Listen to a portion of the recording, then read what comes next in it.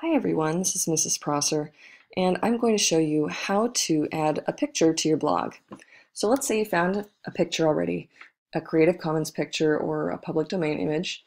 I found this one of apples, and you download it. It should automatically download to your downloads folder, and then basically in Blogger all you have to do is go to this image icon to insert, and then choose the file. And what you're going to do is look for the downloads folder. This is a Mac, so it's going to look a little different if you're on a PC, but basically on the sidebar, you should see a downloads folder. And find your image. You can, usually on a PC, it'll show you like little icons like this, so you can click on the icon that you need. Go to open. And once it's uploaded, you just click add selected. Super easy. And here's my apple picture. You can change the size from small, medium, large, extra large.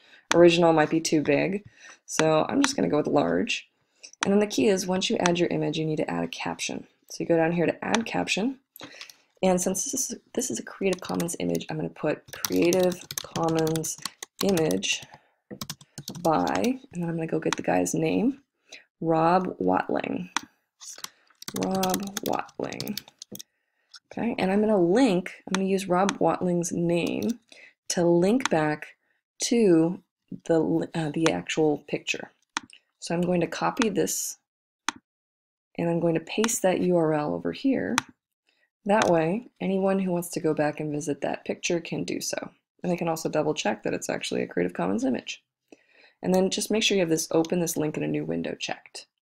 That's important because then if people click on it, they don't actually leave your blog, which is nice. Now, if it's a different image, let's say it's a public domain image, it'd be basically the same thing. You might just do this, public domain image of apples. And then instead of making the link to the person's name, you might just make the link the word apples. If you took this image yourself, you could say picture of apples by, and then put your name, Amy Prosser in my case. So it really depends on where you get the image, but if it's not your image, you should be linking back to it, even if it's a public domain image. And it's very important to put down if it is a Creative Commons or public domain image, and also include if it's your image. That way people know it's your property. Last trick, you can also change the alignment, which is kind of cool because then you can drag it. So maybe I want this actually to be to the right or something of my text. I can resize it, and I can move this around so that my text looks good. And one thing you can do is hit preview.